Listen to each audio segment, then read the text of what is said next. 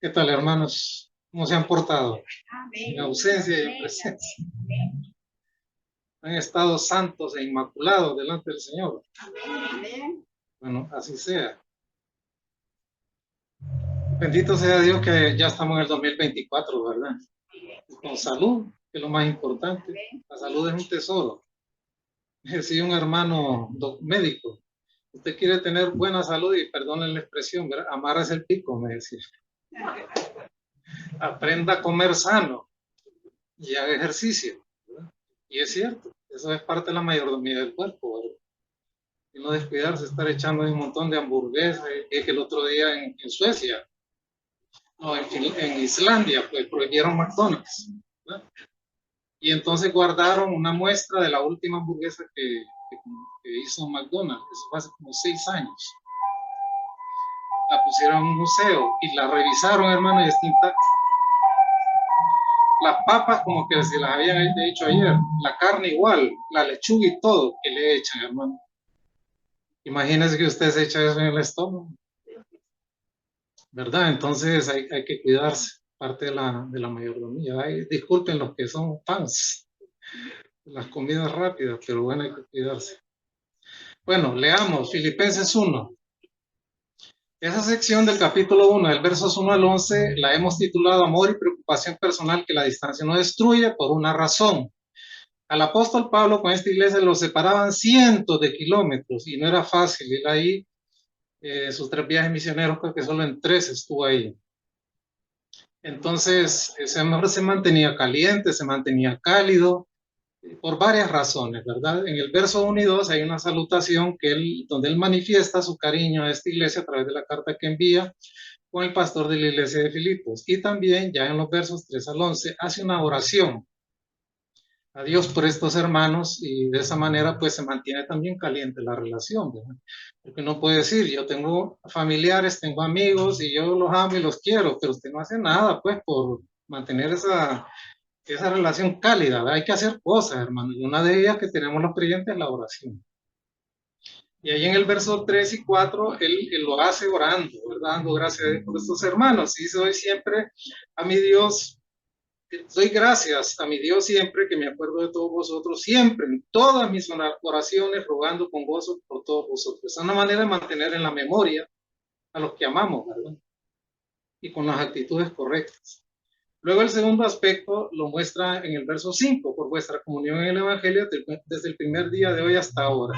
¿Qué implica eso? Que ellos seguían perseverando en la fe. Y en los tiempos que él estuvo con ellos presencialmente le ayudaron a extender el Evangelio en las zonas circunvecinas. El tercer aspecto, esta acción de gracia, estando persuadido de esto, que el que comenzó en vosotros la buena obra la perfeccionará hasta el día de Jesús. Tanto él como los hermanos de Filipos, él tenía la certeza que él tenía salvación eterna, ellos tenían la gran bendición también de participar de vida eterna. Y que es una obra instantánea, única, hecha en el cielo, irrepetible, no se puede desnacer. Una vez que tú has nacido de nuevo, vas progresando hasta el día que el Señor te lleve. Pero esa es una obra que la hace el Espíritu Santo, hasta el día que el Señor nos recoge. Y él tenía esa certeza tanto para él como para los hermanos. En los versos 7 y 8 muestra el cuarto aspecto de esta oración. Como me es justo sentir esto de todos vosotros, por cuanto os tengo en el corazón y en mis prisiones y en la defensa y confirmación del Evangelio, todos vosotros sois participantes conmigo de la gracia, porque Dios me es testigo de cómo os amo a todos en el entrañable amor de Jesucristo. La pasión, el amor que el apóstol Pablo tenía por estos hermanos eran como las entrañas de la madre, ¿verdad? Es algo inexplicable, la madre es madre hasta el final, se le casen los hijos, tengan nietos, bisnietos, tataranietos, siempre va a ser madre. Y ama a sus hijos como desde el día que los parió hasta el día que se mueren. Entonces ese era el amor que él tenía. Y él dice, yo tengo un testigo de gran calidad, que esto es cierto, Dios mismo. A Dios conoce mi corazón y sabe que yo los amo a ustedes de esa manera.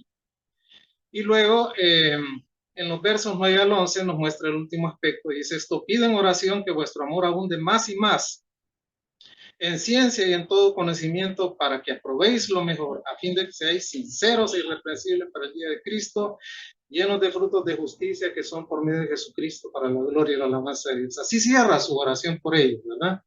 Él lo hace con una oración específica, con una petición específica. Él está consciente. Él sabe que nada ni nadie debe tener el crecimiento espiritual de los hijos de Dios, que debe ser continuo, debe ser progresivo y debe ser patente. El crecimiento espiritual de los hijos de Dios no se debe de estancar. Y alguien aquel que ponga un tropiezo a un hijo de Dios predicando y enseñando cosas que no lo hagan crecer. Él dice eso, ¿verdad? Yo oro a Dios y pone 3 peticiones. Una, que su amor abunde más y más en ciencia y en todo conocimiento. Si el amor de ustedes rebalsa del amor de Dios y está lleno del conocimiento de la palabra de Dios, está lleno del discernimiento que Dios provee, de esa percepción espiritual, eso los va a mantener en la senda correcta y les va a ayudar a elegir y a tomar las mejores decisiones para su beneficio y para la gloria de Dios, ¿verdad? Y luego la segunda petición dice que seáis sinceros e irreprensibles para el día de Cristo. Es la tarea del creyente, hermano. Dios no lo mandó a hacer aquí el mejor empleado, a hacer pisto, a hacer empresas, ¿verdad? A usarse, a pasear, a turistear, todo eso está bien, es parte de la vida. Pero la gran empresa del creyente es prepararse para el día de Cristo. Es ser sincero y es ser irreprensible, porque un día usted va a tener una cita personal con el Señor Jesucristo. Ahí no va a estar la doña, ni va a estar el don, ni van a estar los hijos, ni la abuela, ni la mamá, ni el papá. Usted frente a Cristo. Y toda la vida en esta tierra es una preparación para ese día, para ese momento. La tercera, ahí lo dice, llenos de frutos de justicia que son por medio de Jesucristo para la gloria de Dios. El Señor quiere que seamos productivos en la obra de Dios. Si usted viene a la iglesia, perdone la palabra, le pedí al Señor no usar el lenguaje coloquial fuerte, pero voy a usar algunas. El Señor no lo llamó a venirse a entortar a la iglesia los domingos. Lo trajo a trabajar para la obra del Señor. Usted tiene que ser productivo para la obra de Dios. Amén. Si usted dice, yo voy a estar en el dispensario médico, apúnteme, o yo voy a estar en el servicio en el templo, apúnteme, yo voy a estar en el coro, entonces trabaje y sométase a las reglas del ministerio donde Dios le ha puesto y sea activo con ello. Que cuando lo llamen y le diga, tiene que hacer esto, no diga, es que no puedo, es que no puedo, es que mañana, y a poner excusa. No, es hacer productivo. Fíjese bien, voy a hacer un paréntesis aquí. ¿Cuál es la razón de la existencia de la iglesia de Cristo en la tierra? Nosotros nos reunimos aquí localmente como una iglesia local. La primera razón, dar a conocer al único Dios vivo y verdadero. Esa es la misión de la iglesia. ¿Y cómo lo damos a conocer? Con nuestro testimonio de vida en la casa, en el trabajo, en la calle. Se tiene que dar a conocer a Dios. Todos los demás dioses, dice la palabra de Dios, son dioses falsos. Aún la Virgen María son dioses falsos. María solo fue la madre del Señor Jesucristo. El vehículo que Dios utilizó para traer al Verbo encarnado al mundo, eso es todo. Pero tenemos que dar a conocer al Dios vivo y verdadero. Dice la palabra de Dios en el Antiguo Testamento, lo insiste, en los Salmos lo insiste. Todos los dioses de las naciones son vanidad. Y vanidad viene de algo vano, de algo que no sirve para nada. La iglesia tiene que proclamar el nombre de Dios y dar a conocer al Dios único y verdadero, ¿verdad? No hay más dioses, solo hay un solo Dios eterno y la iglesia está encargada de hacerlo. Repito, con lo que usted vive en casa, proclame el nombre de Dios. Con lo que usted hace en su trabajo, proclame el único Dios verdadero. Andando en la calle, proclame el único Dios verdadero. Con sus hijos, proclame el único Dios verdadero. No hay otro Dios, solo hay un solo Dios, trino, perfecto, santo y eterno. No hay más dioses. Y eso es importante que la iglesia lo entienda. Y el otro plano de proclamar el nombre de Dios es en la iglesia, con lo que se canta y con lo que se predica. La iglesia no está llamada a darle culto al hombre, a la sensorialidad, a hacerse sentir bien uno. Qué linda la alabanza, cómo me inspira, que no sé qué es pura emoción, es pura pólvora. Lo hace sentir bien y al mismo tiempo que lo vuelve a bajar. Los signos tienen que glorificar a Dios, tienen que proclamar el nombre de Dios y la palabra de Dios tiene que enseñarse también. Nada de chistes, nada de anécdotas, nada de psicología, nada de que Dios me dijo que te dijera. Es la palabra de Dios eterna la que refleja el nombre de Dios. Amén. La segunda razón de la existencia de la iglesia tiene que ver con la comunión, esto que estamos haciendo aquí, ¿verdad? La palabra del Señor es el hospital de las almas. Aquí vienen a sanarse los corazones enfermos. Los corazones derrotados vienen a encontrar aquí la victoria que Dios provee. Los creyentes que están muriendo de hambre porque solo les dan churros, Coca-Cola, galletas y café en sus iglesias, que encuentran aquí la palabra de Dios. Esa es parte de la comunión también. Y Dios ha dado dones a los hombres. Lea San Juan capítulo 12 y lea Mateo capítulo 28 del 18 al 20. ¿Verdad? Dios le ha dado a la iglesia perdón, no es Mateo 28 al 18 al 20, es la gran comisión. 1 Corintios 13. Dios le ha dado a los creyentes dones. Nadie puede decir en la iglesia que no tiene un don. Nadie puede decir en la iglesia yo no puedo servir a Cristo porque yo no sé qué hacer, no sé qué don tengo. Órale a Dios y pídale a Dios que le ponga en su corazón qué hace, qué debe de hacer. Si usted canta, está privando a esta iglesia de una voz maravillosa. Si usted toca un instrumento y no lo toca, está desperdiciando su don. ¿Sí o no? Si usted es llamado a ser un maestro de niños, ¿por qué no lo hace? Si usted es llamado a bendecir en esa puerta y a brindar su sonrisa, su abrazo, una cálida bienvenida al hermano, ¿por qué no lo hace? Y sigue entortado en ese asiento. Se parte la comunión. Dios ha dado dones a los creyentes para que nos edifiquemos. Si un creyente no ejerce su don, priva a la iglesia de bendición. Y la iglesia no crece. Y siguen cuatro gatos haciendo todo y los demás, bien, gracias. En primer lugar, la iglesia es llamada a proclamar el gran nombre de Dios, al único Dios vivo y verdadero. En segundo lugar, la comunión con los santos. A eso venimos aquí. Y en tercer lugar, la iglesia es llamada a proclamar el evangelio. El mundo necesita el evangelio. Los políticos no le van a dar el evangelio. Lamentablemente los creyentes tenemos el color teñido, el color político de nuestras preferencias. No debe de ser así. Un político no le va a dar el evangelio. El evangelio se lo va a dar la palabra de Dios y la iglesia. Este mundo está patas arriba porque la iglesia no está haciendo su labor, no está predicando el evangelio. Amén. Hemos venido aquí, a este lugar, nos trae el Señor para ir a todas estas comunidades y predicar el evangelio, ¿no les parece? El evangelio, la gente necesita el evangelio. Los creyentes hoy en día, la mayoría necesitan ser reevangelizados. Ahora medio mundo dice bendiciones, que Dios te bendiga, todos se llenan la boca de Dios, pero yo me asusto. Políticos, gente corrupta, gente honesta, medio mundo dice Dios te bendiga, ¿qué le parece? ¿Verdad? Entonces, la iglesia es llamada a proclamar el evangelio. 3 cosas. A ver quién me las dice y se pone de pie. La primera, ¿a qué es llamada la iglesia? A proclamar el nombre del único Dios vivo y verdadero. Que solo Dios es Dios, los demás dioses son vanidad. Esa es la segunda. La comunión. A la comunión con Dios. Y la tercera, proclamar el evangelio. Apúntenlo los que apuntan, ¿no? El otro domingo lo voy a preguntar.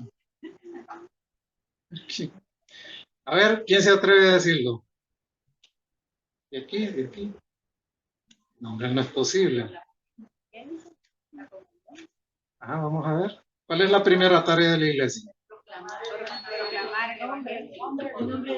El nombre del único Dios vivo y verdadero. La segunda, la comunión con los santos. La tercera, proclamar el evangelio. Bueno, gracias a Dios.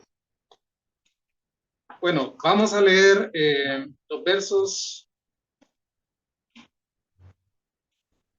9 al 11 de Filipenses 1. Esto pide en oración que vuestro amor abunde más y más en ciencia y en todo conocimiento. Ese aspecto lo explicamos bien.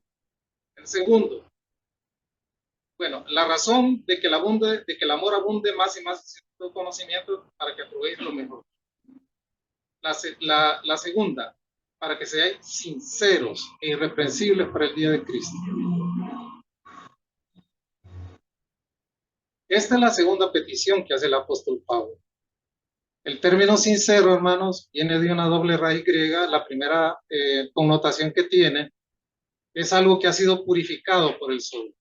Hay una manera bien sencilla, por ejemplo, de purificar, de quitarle los gérmenes y las bacterias a un vaso de agua. No importa la fuente donde venga, échelo en el vaso de agua y póngalo a la luz del sol. Y le mata todos los gérmenes y las bacterias naturalmente, ¿verdad? Ya usted se lo toma, ya toma agua potable. Entonces, el término sincero tiene esa primera acepción, es decir, algo que ha sido purificado por el sol, algo que se ha mantenido sin mezcla y sin contaminación, especialmente en el sentido moral, que es la aplicación que está haciendo aquí el apóstol Pablo. Para ilustrar este término y su uso, vamos a ver un verso más adelante con la segunda connotación. Por ejemplo, según de Pedro 3.1, no lo traduce como algo que no ha sido, que no tiene mezcla ni contaminación, sino como algo limpio. Entonces, si reunimos los dos significados, este término, sinceros, significa algo sincero y limpio en el sentido moral y espiritual, que es lo que el apóstol Pablo quería que abundara en la iglesia de Filipos. Vamos a leer para eso 2 de Pedro 3.1. Si lo pones, están las dos pantallas. Ah, no solo una. Todos los que están aquí tienen que buscar en la Biblia y no trajeron la Biblia, fregaron. Aquí. 2 de Pedro 3.1. Dice así: Amados, esta es la segunda carta que os escribo, y en ambas despierto con exhortación vuestro limpio entendimiento. Este término, amados, nos muestra una actitud del apóstol Pablo hacia sus lectores, ¿verdad? Que muestra una preocupación pastoral. El apóstol Pablo, el apóstol Pedro, perdón, está hablándole a sus lectores y les dice: señores, estoy preocupado. O sea, es una preocupación pastoral sincera. Y él dice ahí, es la segunda carta que os escribo, es decir, ya había una primera, esta es la segunda. Le está hablando a los lectores de ambas cartas. Y en ambas despierto con exhortación vuestro limpio entendimiento. Esa manera de expresarse del apóstol Pablo, limpio entendimiento, en realidad es un elogio para sus lectores, que tienen el entendimiento limpio. Y de esa manera el apóstol Pablo expresa su convicción de que sus lectores son creyentes genuinos. Van entendiendo la idea de limpio, ¿verdad? Refiriendo allá a Filipenses 1.9. Y algo limpio, hermanos, repito, es algo que se ha mantenido incontaminado, ¿verdad? Es algo que se ha mantenido libre de las influencias seductoras de la carne, el diablo y Satanás, por así decirlo. Cuán diferente, hermanos, son los creyentes genuinos de lo que está hablando aquí en el fondo de los falsos maestros, apóstatas y corruptos. Es lo que está de fondo aquí. El apóstol Pablo le repite a sus lectores una verdad que ellos ya conocían, para que con su razón santificada y su discernimiento espiritual pudieran detectar y refutar todos los que les venían a proponer falsas doctrinas. En este pasaje, el apóstol Pablo nos muestra también, en este 3.1, segunda de Pedro 3.1, nos muestra también los principios de la predicación que él cumplía. Y él nos dice, en el 3.1, vamos a ver aquí lo que nos dice: amados, esta es la segunda carta que os escribo. Si hay una primera carta, y ya lo había enfocado en la segunda carta, lo vuelve a decir. En otras palabras, él creía en el principio de la repetición. El apóstol Pablo sabía que si algo se repite una vez, tras otra vez, tras otra vez, tras otra vez, termina penetrando en la mente. Bueno, el apóstol Pablo también se lo dice en Filipenses 3.1 a los hermanos de Filipos, este principio de repetición. Miren aquí. Recuerden no perder el enfoque del término limpio, sincero, ¿verdad? Filipenses 3.1 nos dice de la siguiente manera: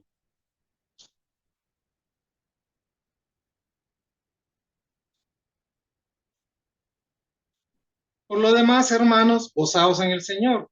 A mí, dice el apóstol Pablo, no me es molesto el escribir las mismas cosas. Y para vosotros es seguro. No, hermano, es que mire, yo no voy a decirle eso porque ahí repiten mucho y siempre están diciendo lo mismo. Es su seguridad. Es el apóstol Pablo. A mí me cansa, honestamente, les dice a los filipenses, estarles repitiendo lo mismo, pero para la seguridad de ustedes, ¿verdad? Entonces el apóstol Pedro dice eso también. Es la segunda carta ya que les escribo. Y me remito y apelo a su limpio entendimiento.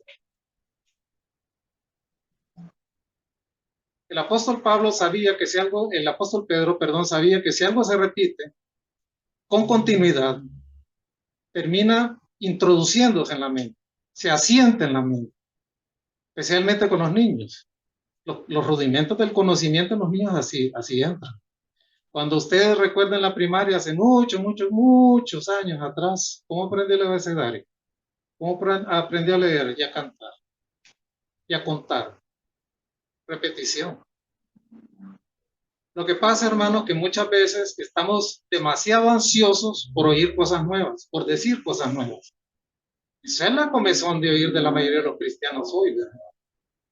Van a sus iglesias porque les dicen, Dios me dijo que te dijera. Entonces están oyendo lo que Dios me dijo que te dijera. Y es una comezón, es una ansiedad por oír cosas nuevas. Pero en realidad, hermano, lo que necesitamos es que no se nos repitan las verdades eternas,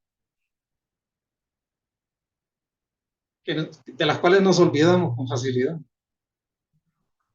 y cuyo significado nos resistimos a entender. Hermanos, hay comidas que nunca cansan y se nos sirven todos los días. Frijoles, huevo y plátano. Plátano, frijoles y huevo. Y arroz, dice la hermana también. Los cansan, pero que no cansan. Por ejemplo, yo le como frijoles los 3 tiempos, ¿verdad? Y a mí no me cansan. Y son de nutrición, son necesarios para el cuerpo, ¿sí o no? Claro que son necesarios. Entonces, es el mismo efecto con nosotros. A veces, hermanos, lo que necesitamos no es que se nos enseñen nuevas cosas, sino que se nos repitan las que ya sabemos. Y no dejarlas a un lado por la necesidad de estar oyendo cosas nuevas, ¿verdad? Yo no sé si ustedes conocen creyentes así, no, hermano, es que yo necesito más carne, dicen. En realidad, lo que están pidiendo, hermanos, es demasiado. Porque si usted examina sus vidas y la expresión diaria de sus vidas, no están aplicando ni siquiera los principios básicos de la salvación. Les está olvidando.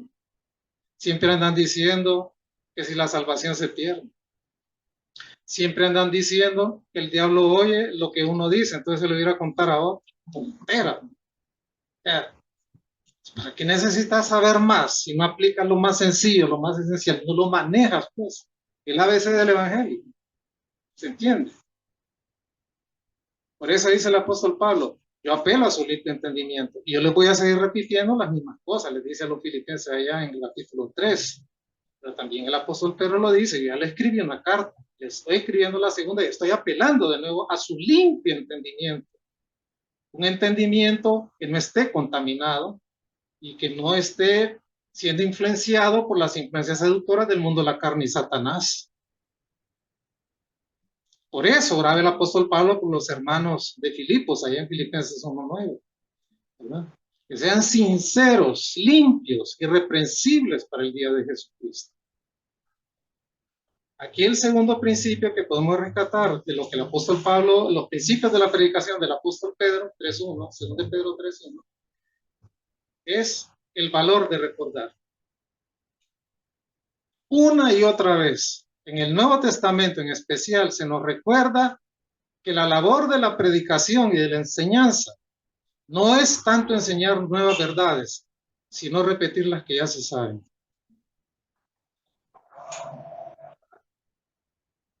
Fíjense bien, lean las epístolas del apóstol Pablo. Siempre repite la certeza de la salvación. Siempre está hablando de ello.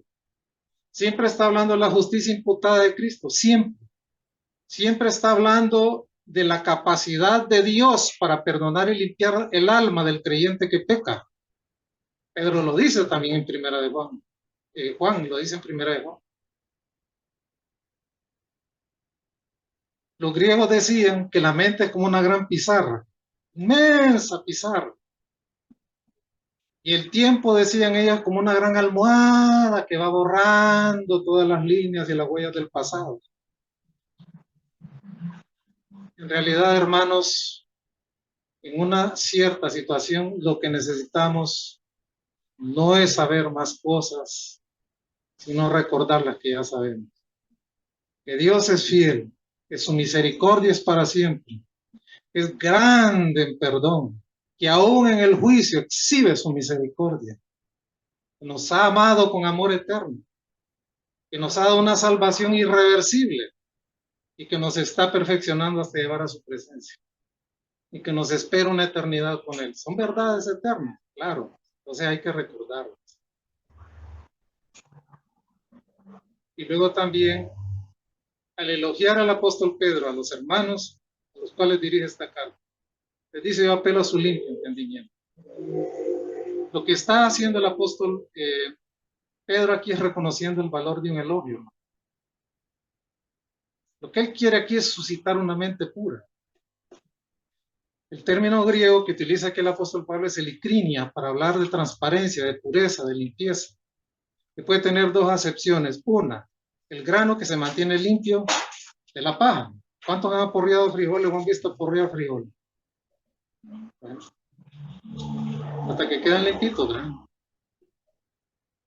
Digo los frijoles porque aquí no hay trigo, hermano. Yo no sé si alguno de ustedes tiene un parchito de trigo por ahí. No sabemos. Se entiende, limpio es algo libre de polvo y paja, pues, de la parva que tenía el trigo, esos pelitos que salían en las vainas. Y la otra tiene que ver con una mente pura. Platón en sus escritos usa este término y lo utilizaba de hablar para la razón pura, es decir, una mente que se mantiene limpia de las influencias seductoras de la carne. Cuando el apóstol Pablo utiliza aquí el término limpio, apelo a su limpio entendimiento, a su sincero entendimiento. Lo que está diciendo aquí el apóstol Pedro es: yo confío en que su mente esté libre de la influencia de las herejías, del error. Es como que si el apóstol Pedro le estuviera diciendo a sus escritores: no se les olvide que ustedes son buena gente, que ustedes son creyentes sobre todas las cosas, manténganse así. Por eso también el predicador, cuando se para en un altar como estos, no debe considerar a las personas que lo están oyendo como personas desdeñables que merecen ser consumidas en el fuego del infierno, sino como criaturas preciosas que necesitan la salvación. No tratar a las personas como basura, porque la basura solo sirve para quemarse en el fuego, sino como joyas preciosas de Dios que necesitan ser limpiadas del cieno donde han caído. Eso es lo que se hace en la iglesia. El Señor limpie las vidas que vienen full pecado, que vienen full de costumbre del mundo, que sientan que Dios los está limpiando con cada predicación, con cada enseñanza, y los está redimiendo. Amén. Ese es el proceso de limpieza de Dios también. Hay una novela que le escribió Hinckley que se llama Mi amado capitán. Y en esa novela, él relata cómo los marineros de la nave de aquel capitán estaban dispuestos a ir hasta donde él fuera. Cuenta este autor que él miraba a sus marineros y los marineros lo miraban a él. Y ellos los marineros se llenaban de determinación, de decisión profunda en sus corazones para llegar a ser lo que aquella mirada limpia les inspiraba. Muchas veces, hermanos, logramos más de las personas a las cuales aceptamos que de las personas a las cuales aborrecemos y rechazamos. Dios nos vio a nosotros con ojos de piedad, con ojos de limpieza. No merecíamos nada más que nos fuera el infierno de fuego y una eternidad sin Dios. Sin embargo, Dios nos dio como personas, no nos vio como personas imposibles. Nos vio bajo sus ojos de redención. Y aquí nos tiene a todos, aquí, por su gracia y su favor. Y por último, un principio de la predicación que respetaba el apóstol Pedro, en 2 Pedro 3:1, lo leo de nuevo. Amados, esta es la segunda carta que os escribo, y en ambas despierto con exhortación vuestro limpio entendimiento. Era la segunda carta. Él sabía que no estaba escribiendo una carta cualquiera a sus remitentes. Él estaba siendo inspirado por el Espíritu Santo, y esa carta iba a circular a toda la iglesia por los siglos de los siglos hasta el que el Señor viniera. Él estaba dándole lugar a la palabra de Dios que le corresponde. El apóstol Pedro miraba en la palabra de Dios un plan. Miraba que la palabra de Dios está centrada en Jesucristo, desde Génesis hasta las cartas que él incluso ni siquiera leyó porque no estaban todavía escritas. Peor Apocalipsis, que fue la última en llegar al canon. Pero él miraba que toda la escritura enfoca a Cristo, desde la primera sangre que se derramó de un cordero, tiene que decirlo, aunque lo suponemos, no lo dice el Génesis, pero el Señor tuvo que sacrificar un animal para poder vestir la desnudez del hombre. Miraba cómo los profetas, que sí los tenía todos, apuntaban a Cristo. Como las epístolas del apóstol Pablo, que ya comenzaban a circular en las iglesias de su tiempo, enseñaban a Cristo. Y como todo el Nuevo Testamento al final nos enseña quién es el Señor. Eso es creer en la unidad de las Escrituras. La ley no tiene un poder legal sobre mí. Yo no estoy obligado legalmente a cumplir la ley porque el Señor la cumplió por mí. No estoy obligado a guardar el sábado ni ninguno de los preceptos de la ley, más de 600 preceptos. Pero sí la ley tiene un valor inspiracional para nosotros. Amén. Porque apunta a Cristo, nos enseña quién es Cristo. Todo el sistema sacrificial del Antiguo Testamento nos enseñaba la necesidad de un Salvador. Que todo lo que estamos leyendo hoy en el libro de Levítico, no voy a preguntar quién está siguiendo la lectura bíblica anual porque va a avergonzar de repente la mayoría. Pero lo que estamos leyendo en Levítico nos enseña la necesidad de un Salvador. Y que los sacrificios levíticos no cubrían enteramente el pecado, solo había una satisfacción de la ira de Dios temporal, que solo Cristo satisfizo a plenitud las demandas de la ira de Dios, de la santidad de Dios. Amén. Estamos aprendiendo, hermano, de alguien que se durmió. De alguien que se durmió al par suyo vehículo, tiene autorización. Creo que le duela. A veces, hermano, dormidos nos están pellizcando y no nos duele. ¿Qué cosa, verdad? ¿Qué será? Se interrumpe ahí los nervios, eran a saber. Los sueños profundos.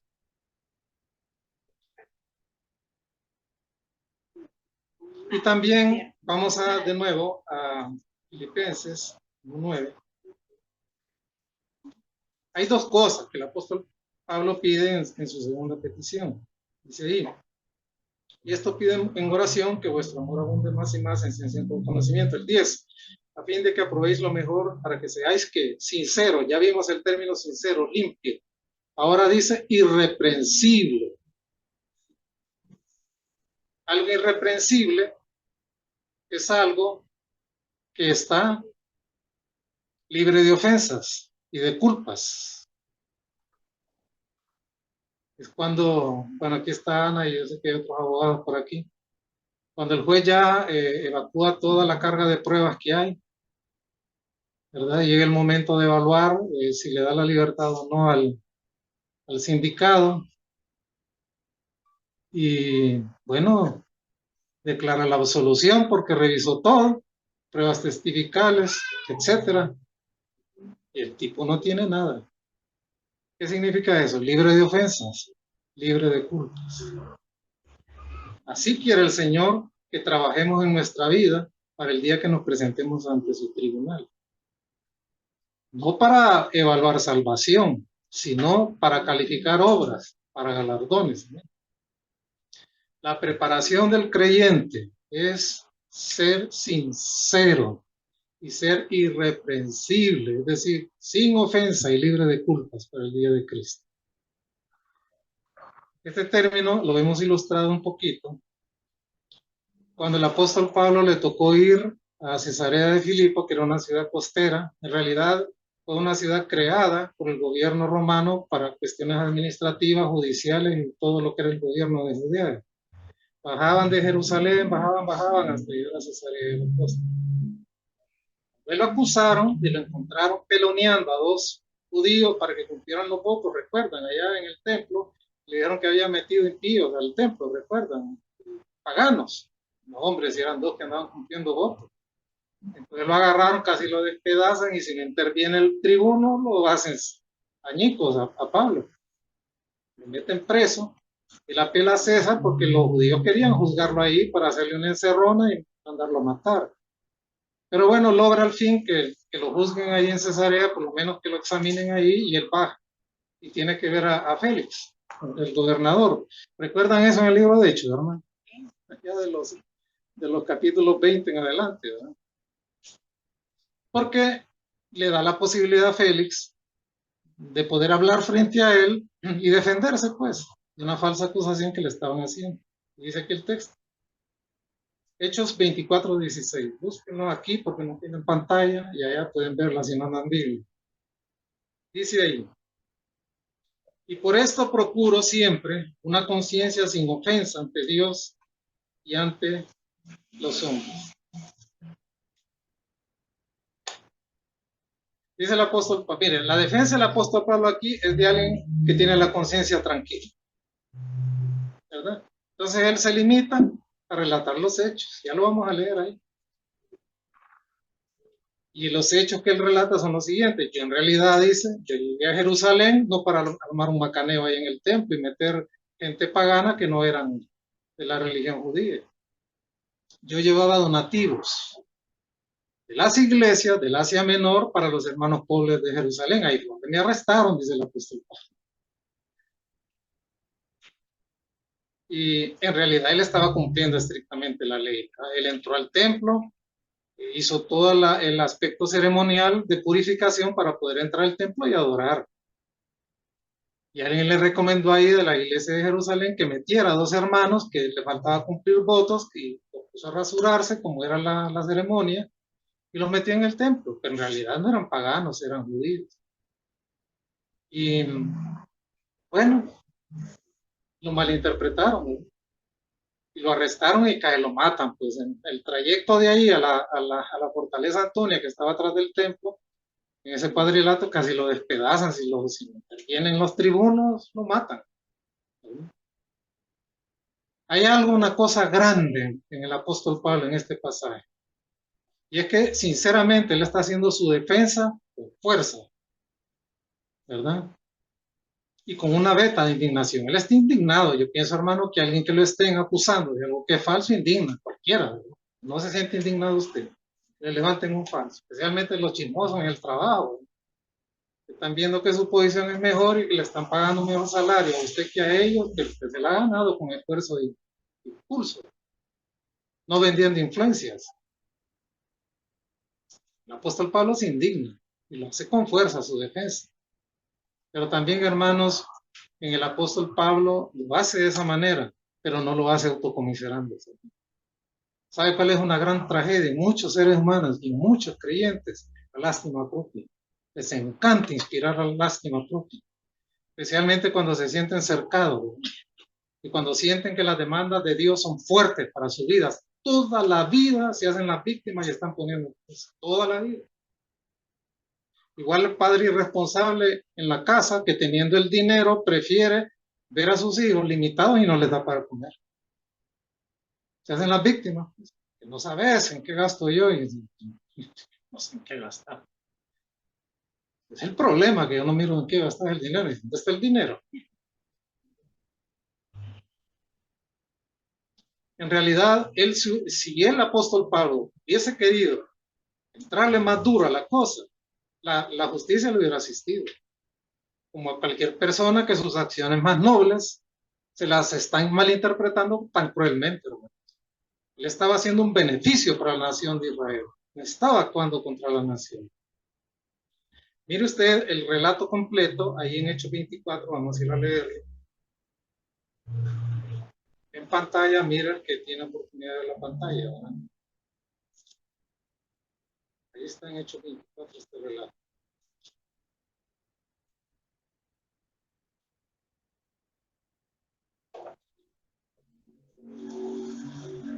Vamos a leer todo el capítulo.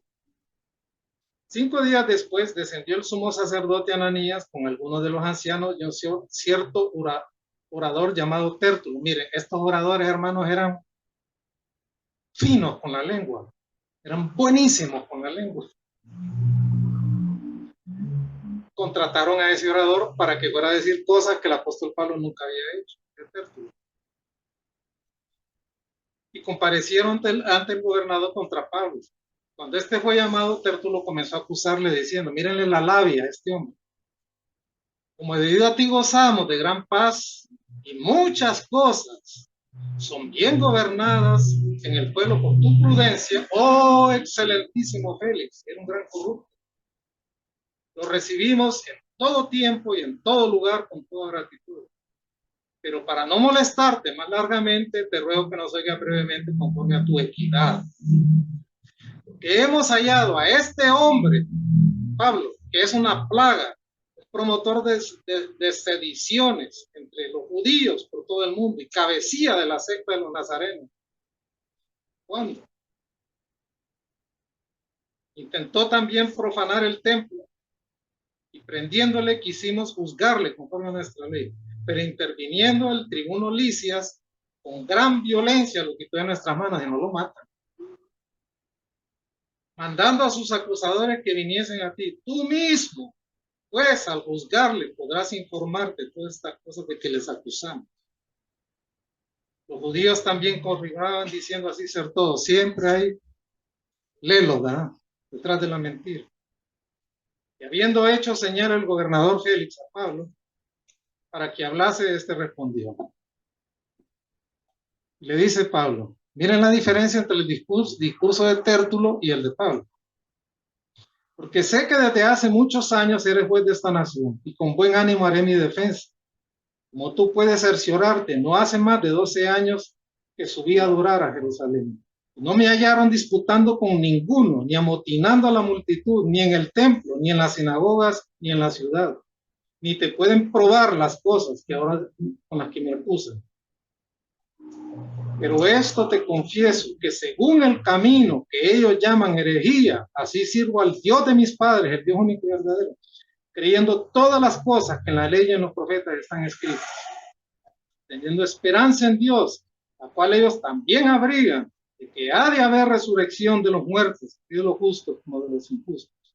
Por esto procuro tener siempre una conciencia sin ofensa, sincera e irreprensible, ¿verdad?, ante Dios y ante los hombres. Pero pasados algunos años vino a hacer limosnas a mi nación y presentar ofrendas. Él traía las ofrendas de los hermanos a los pobres de la iglesia de Jerusalén. Eran las limosnas, perdón. Estaba en ello cuando unos judíos de Asia me hallaron purificando en el templo, no con multitud ni con alboroto. Ellos deberían comparecer ante ti y acusarme contra mí si tienen algo. O digan estos mismos si hallaron en mí alguna cosa mal hecha cuando compadecí ante el concilio.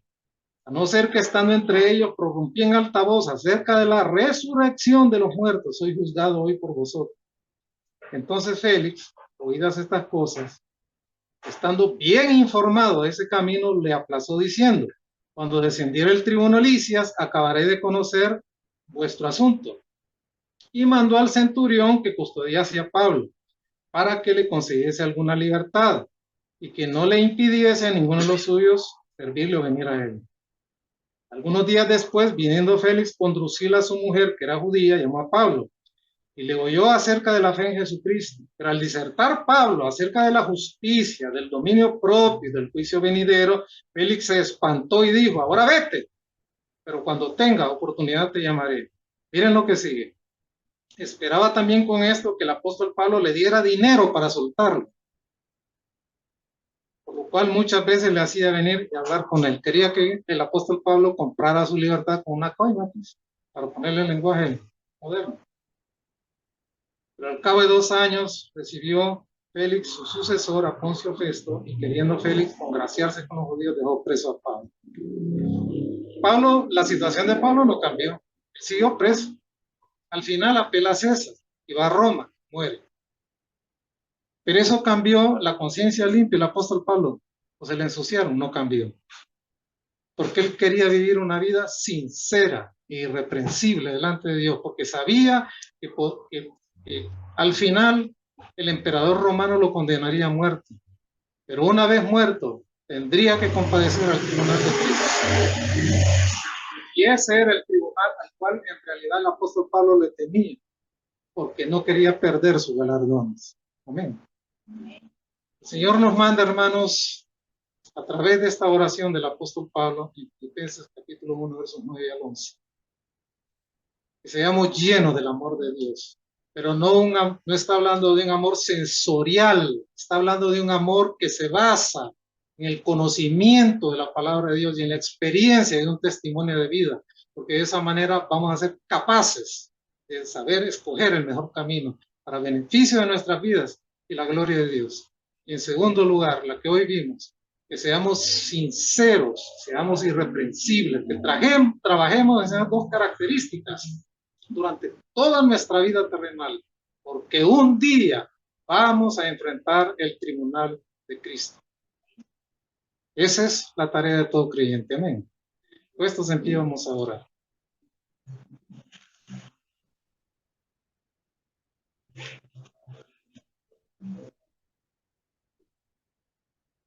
Señor, te damos las gracias por la bendición de podernos encontrar con esta madre iglesia, con estos queridos hermanos.